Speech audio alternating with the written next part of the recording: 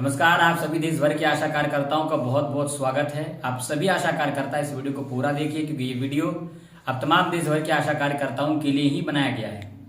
आज की इस वीडियो में हम बात करेंगे 8वें वेतन आयोग की। आप जानते हैं कि 8th पे कमीशन जो है जनवरी से लागू हो चुका है, प्रभावी हो चुका है, और इसका लाभ जो है अब तमाम कर्मचारियों को मिलने वाला है। तो इसलिए आज की इस वीडियो को आप पूरा देखिए। आज की इस वीडियो में हम जानेंगे कि ये जो 8वां वेतन आयोग है, क्या इसका लाभ एनएचएम कर्मचारियों को मिलेगा या आशा कार्यकर्ताओं को मिलेगा या फिर आशा फैसिलिटेटरों को इसका लाभ मिलेगा। तो सारी जानकारी इस वीडियो में जानेंगे, इसलिए हमारे साथ इस वीडियो को पूरा जरूर देखिए। 8वां वेतन आयोग के बारे में आपको जानकारी होना चाहिए और इसका लाभ आपको मिलेगा या फिर नहीं, ये तमाम चीजें हम जानेंगे, इसलिए हमारे साथ इस वीडियो को पूरा देखिए। आज की इस वीडियो में हम बात कर रहे हैं उन देश भर के आशा कार्यकर्ताओं के लिए जो इस देश के स्वास्थ्य विभाग की रीढ़ मानी जाती है। आप जानते हैं ग्रामीण क्षेत्रों में स्वास्थ्य व्यवस्था आज अगर उत्कृष्ट है तो उसका सबसे बड़ा कारण है ये आशा वर्कर्स जो दिन रात मेहनत करके स्वास्थ्य विभाग के हर कार्य को सफल बनाती है, सरकार के हर प्रोग्राम को सफल बनाती है। चाहे कोई भी कार्यक्रम हो, हर कार्यक्रम को जमीनी स्तर तक पहुंचाने का काम ये आशा कार्यकर्ताएं ही करती है। ये वही आशा कार्यकर्ताएं हैं जिनकी हम बात कर रहे हैं, जो ग्रामीण क्षेत्रों में बच्चों के टीकाकरण का ख्याल रखती है ताकि बीमारी ना फैले, बीमारी को खत्म कर दिया जाए। बीमारी को जड़ से खत्म करने के लिए ही टीकाकरण जैसे अभियान सरकार चला रही है, और उन टीकाकरण जैसे अभियानों को आशा कार्यकर्ताएं ही सफल बनाती है। तो आज हम उन्हीं आशा कार्यकर्ताओं की बात करेंगे जिनके काम करने के समय का ना तो कोई ठिकाना है। अगर रात को अगर लाभार्थी उनको कहे कि आपको मेरे साथ जाना है, कोई गर्भवती महिला उसको पीएचसी लेकर जाना है, तो ये आशा कार्यकर्ताएं ही उनके साथ जाती है। तो आज हम उन्हीं आशा कार्यकर्ताओं की बात करेंगे और उनके बारे में हम बात करेंगे कि ये जो 8th पेमेंट कमीशन है, यानी कि 8वां वेतन आयोग है, क्या इनका लाभ उन लोगों को मिलेगा। तो इसलिए हमारे साथ इस वीडियो को पूरा जरूर देखिए। और एक जरूरी बात, आशा कार्यकर्ताओं के लिए हर नई जानकारी और बिल्कुल सटीक जानकारी आपको हमारे ही चैनल पर मिलती है, तो प्लीज सब्सक्राइब कर लीजिए ताकि आपको हर जानकारी सबसे पहले मिले। तो उससे पहले आप सभी को यह जानना जरूरी है कि आखिर ये 8वां वेतन आयोग क्या है, यानी 8th पे कमीशन क्या है। तो देखिए, ये 8th पे कमीशन जो है प्रत्येक 10 साल के बाद एक वेतन आयोग बनता है। अब तक 7th पे कमीशन हो चुका है। अब ये 8वां वेतन आयोग 1 जनवरी से प्रभावी हो चुका है। तो इसके अंतर्गत ये जो केंद्र सरकार के अंतर्गत जितने भी कर्मचारी काम कर रहे हैं, जो भी वेतनभोगी हैं, जो भी वेतनधारी हैं, भत्ताधारी हैं, उन सभी के पेमेंट में 30% से लेकर के 34% तक की वृद्धि होती है, और ये प्रत्येक 10 साल के बाद बदलता रहता है। तो 2016 के बाद अब 2026 में ये बदल रहा है। तो सवाल ये आता है कि क्या इसका लाभ जो देश भर के आशा वर्कर है, हम किसी पर्टिकुलर राज्य की बात नहीं कर रहे हैं, हम बात कर रहे हैं पूरे देश भर के आशा वर्करों की, तो क्या ये देश भर की जो आशा वर्कर है इनको इनका लाभ मिलेगा। जिस प्रकार से अन्य कर्मचारियों के वेतन में, उनके भत्ता में, पेंशन भोगियों के भत्ता में जो 30 से 34% तक की वृद्धि होती है, क्या वो वृद्धि इन आशा कार्यकर्ताओं के प्रोत्साहन में देखने को मिलेगा, ये सबसे बड़ा सवाल है। तो उससे पहले आपको जानना होगा कि ये जो 8th पेमेंट कमीशन, यानी कि ये जो 8वां वेतन आयोग है, ये केंद्र सरकार के कर्मचारियों के लिए जो है शुरू किया गया था, जिसमें आज लगभग 50 लाख से अधिक केंद्र कर्मचारी कार्यरत हैं। करोड़ों पेंशन भोगी जो है इसके अंतर्गत आते हैं। तो उनका जो है पेमेंट 30 से लेकर 34% तक वृद्धि होकर के उनको 2026 से अब मिलेगा। हालांकि प्रभावी हो चुका है, लेकिन वो 2027 की शुरुआत और 2026 के अंत में वो लागू हो जाएगा। लागू माने प्रभावी अभी ही हो चुका है जनवरी से ही, लेकिन वो मिलेगा 2027 के प्रारंभ में और 2026 के अंत में। कोर्ट का आदेश है, समय दिया गया है उनको। तो यानी कि लगभग कहा जाए अगर तो 2026 के अंत में और 2027 के प्रारंभ में ये लागू हो जाएगा और उन कर्मचारियों को इसका लाभ मिलना शुरू हो जाएगा। लेकिन मेरा सवाल इस वीडियो के माध्यम से ये है कि ये जो आशा कार्यकर्ताओं को प्रोत्साहन 10 वर्ष से भी पुराना जो घोषित किया गया है, वही प्रोत्साहन आज भी आशा कार्यकर्ताओं को मिल रहा है। अभी चुनाव का समय जब आया तो नीतीश कुमार जी ने आशा कार्यकर्ताओं का जो 1000 पहले देते थे उसको बढ़ा करके उन्होंने 3000 किया। उन्होंने सिर्फ और सिर्फ जो राज्य राशि होती है उसको उन्होंने बढ़ाया, लेकिन उन्होंने जो इंसेंटिव होता है, इंसेंटिव का जो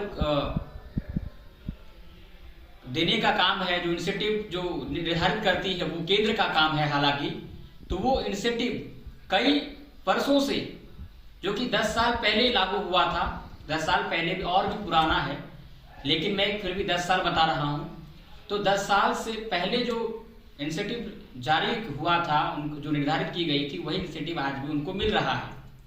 तो सवाल ये आता है कि क्या आखिर ये जो 8वां वेतन आयोग है, अन्य कर्मचारियों का अगर इसके अंतर्गत, इस 8वें वेतन आयोग के अंतर्गत अगर उनका पेमेंट बढ़ता है, तो क्या आशा कार्यकर्ताओं के इंसेंटिव में भी बढ़ोतरी होगी? ये सबसे बड़ा सवाल आता है।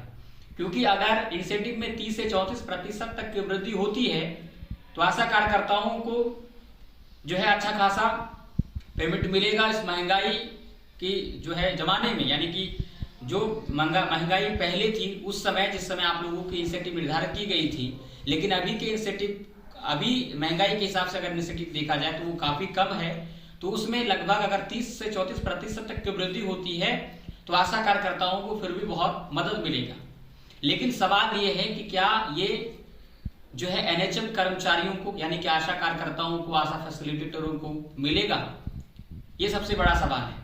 तो देखिए, सबसे पहले जैसे कि मैंने कहा कि ये जो 8वां वेतन आयोग है, ये केंद्र कर्मचारियों के लिए है, वेतन भोगियों के लिए है, पेंशन भोगियों के लिए है। ये केंद्र कर्मचारियों को ही इसका लाभ मिलता है। ये इसका लाभ जो है, जो राज्य के कर्मचारी हैं, ये राज्य सरकार के द्वारा ही मिलता है। अगर राज्य सरकार चाहे तो इसको इंक्रीज कर सकता है।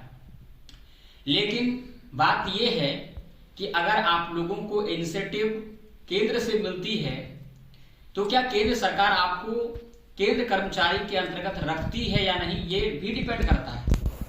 तो अभी तक जहां तक जो है मैंने पता किया है, अभी तक आप लोगों को केंद्रीय कर्मचारी के अंतर्गत नहीं लिया गया है। यानी कि आप अभी भी केंद्रीय कर्मचारी के अंतर्गत नहीं आते हैं। आप लोगों को सिर्फ और सिर्फ संविदा कर्मी कह के पुकारा जाता है। आज भी आप लोग सिर्फ और सिर्फ संविदा कर्मी हो, और 8वां वेतन आयोग कहता है कि ये संविदा कर्मियों को इसका लाभ नहीं मिलेगा। इसका लाभ जो है संविदा कर्मियों को, यानी कि एनएचएम कर्मचारियों को नहीं मिलेगा। तो सबसे बड़ा प्रॉब्लम यह है कि केंद्र सरकार ने अभी तक आप लोगों को केंद्रीय कर्मचारी माना ही नहीं, और न ही राज्य सरकार ने आप लोगों को राज्य कर्मचारी माना। आप लोग सिर्फ एक संविदा के रूप में काम करते आ रहे हैं। आप लोग सिर्फ और सिर्फ एक संविदा कर्मी के रूप में ही काम कर रहे हैं। यानी कि आप लोग एक कॉन्ट्रैक्ट जो है एम्प्लॉय है, आप लोग कॉन्ट्रैक्ट पे काम कर रहे हैं अभी तक। इस वजह से मैं ये क्लियर कह सकता हूं कि ये जो 8वां वेतन आयोग का लाभ है, ये आप तमाम आशा कार्यकर्ताओं को नहीं दिया जाएगा। तो सबसे पहले आप लोगों को केंद्रीय कर्मचारी का दर्जा प्राप्त करना होगा, उसके बाद ही ये 8वां वेतन आयोग का लाभ अब तमाम आशा कार्यकर्ताओं को मिल पाएगा। और मैंने जो इससे पहले भी एक वीडियो बनाया था, मैंने कहा कि जिस भी राज्य के आशा कार्यकर्ताओं का पेमेंट बकाया है, हालांकि मैंने बिहार में देखा कि लगभग जो है कई महीने से पेमेंट बकाया है, जो है उन लोगों को बहुत दिनों से पेमेंट नहीं मिला है। पेमेंट का वो लोग आज भी इंतजार कर रही हैं। बहुत सारे मैसेजेस हमारे व्हाट्सएप ग्रुप में आते हैं। तो मैंने ये कहा था कि अगर आप लोगों को जनवरी के अंत तक अगर पेमेंट नहीं मिलता है बकाया राशि, तो आंदोलन करने की जरूरत है। अब मैं आप तमाम देश भर की आशा कार्यकर्ताओं से ये रिक्वेस्ट करना चाहता हूं कि सबसे पहले आपको केंद्रीय कर्मचारी का दर्जा, यानी कि एक निश्चित मानदेय आप लोगों को लेना होगा। एक निश्चित मानदेय कर्मी का दर्जा आप लोगों को लेना होगा, तब जाकर ही ये जो 8वां वेतन आयोग का लाभ है ये आप लोगों को मिल पाएगा।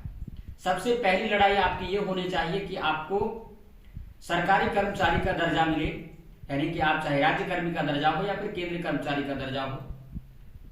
तो आपको सबसे पहले ये दर्जा प्राप्त करना होगा और एक निश्चित मानदेय सरकार से लेना होगा। और लेने का एक ही तरीका है, आप लोगों को आंदोलन करना होगा। और आंदोलन किसी एक राज्य की आशा वर्करों के करने से नहीं होगा।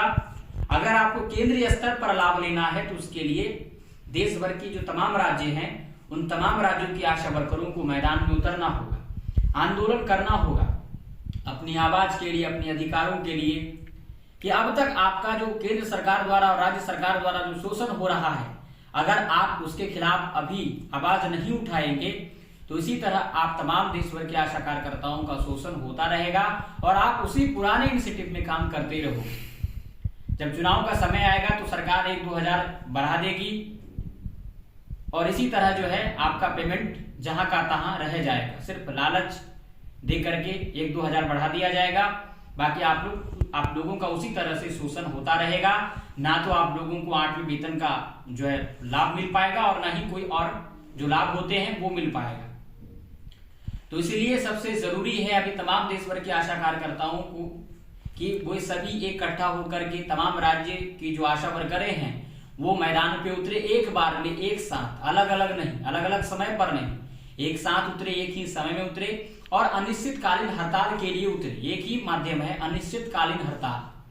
पूरे देश भर में जब स्वास्थ्य विभाग का काम ठप हो जाएगा तो सरकार को पता चलेगा कि आशा कार्यकर्ताओं का वजूद क्या है, यानी आशा कार्यकर्ताएं स्वास्थ्य विभाग की रीढ़ क्यों मानी जाती है, क्यों आखिर इसे WHO ने स्वास्थ्य विभाग की रीढ़ माना है, ये सरकार को पता चलेगा। तब जाकर सरकार सही फैसला लेगी और इन कर्मचारियों का जो हक है वो दे पाएगी। तो सबसे जरूरी है आप सभी का संगठित होना और आप सभी का संगठित होकर एक निश्चित प्लान के अंतर्गत एक समय अवधि में अनिश्चितकालीन हड़ताल करना और सभी को एक साथ अनिश्चितकालीन हड़ताल करना है, अलग अलग समय पर नहीं, एक ही समय पर। तो इसीलिए आप सभी आशा कार्यकर्ताओं से निवेदन है कि आप लोग तैयार हो जाइए। आप तमाम देश भर के आशा कार्यकर्ताओं को अनिश्चितकालीन हड़ताल करना है, एक समय पे करना है। देश के स्वास्थ्य विभाग को, देश के स्वास्थ्य कार्यक्रमों को आप लोगों को ठप करना है ताकि स्वास्थ्य विभाग को भी ये पता चले कि हम स्वास्थ्य विभाग के जो मंत्री बने हैं क्यों बने हुए हैं और किस प्रकार से हमारा स्वास्थ्य विभाग चल रहा है जिसके हम मंत्री बने हुए हैं। क्योंकि आप लोग जानते हैं कि स्वास्थ्य विभाग का रीढ़ आप इसलिए मानी जाती है क्योंकि आप ग्रामीण क्षेत्रों में बच्चों तक, गर्भवती महिलाओं तक, किशोरियों तक आप स्वास्थ्य पहुंचाती हैं। आप गर्भवती महिलाओं को जागरूक करती हैं और जागरूक करने की वजह से ही आज संस्थागत प्रसव में जो है वृद्धि हुई है। तो इसीलिए ये बहुत जरूरी है, तमाम देश भर के आशा कार्यकर्ताओं को आंदोलन करना होगा अगर आप लोगों को इन जैसे लाभ लेना है, यानी कि जैसे 8वां वेतन आयोग का लाभ। तो फिलहाल चलिए इस वीडियो में मैंने आपको कहा कि 8वां वेतन का आयोग का लाभ तो फिलहाल आप लोगों को नहीं मिल पाएगा क्योंकि आप ना तो केंद्रीय कर्मचारी के अंतर्गत आते हैं और ना ही राज्य कर्मचारी के अंतर्गत आते हैं। आप अभी भी संविदा कर्मचारी हो, कॉन्ट्रैक्ट एम्प्लॉय हो आप, इसलिए सबसे पहले आपको राज्य कर्मी या फिर केंद्र कर्मचारी का दर्जा आपको प्राप्त करना होगा, उसके बाद ही आपको मिलेगा। बाकी आप तमाम आशा कार्यकर्ताओं से निवेदन है कि हमारे इस वीडियो को प्रत्येक आशा कार्यकर्ता तक साझा कीजिए, ये आवाज हर एक आशा कार्यकर्ता तक पहुंचाइए, उन्हें जगाइए। जरूरत है आंदोलन करने की, एक साथ आंदोलन करने की। और अगर आप नए हैं तो प्लीज चैनल को सब्सक्राइब करिए क्योंकि हम इसी तरह की वीडियोस लगातार बनाते रहते हैं और नई नई सूचना जो भी आती है वो सबसे पहले आप तक पहुंचाते रहते हैं। तो फिलहाल चलिए आज की इस वीडियो में इतना ही। अगर आपको हमारी वीडियो पसंद आई है तो वीडियो को लाइक करें, शेयर करें। तब तक के लिए धन्यवाद।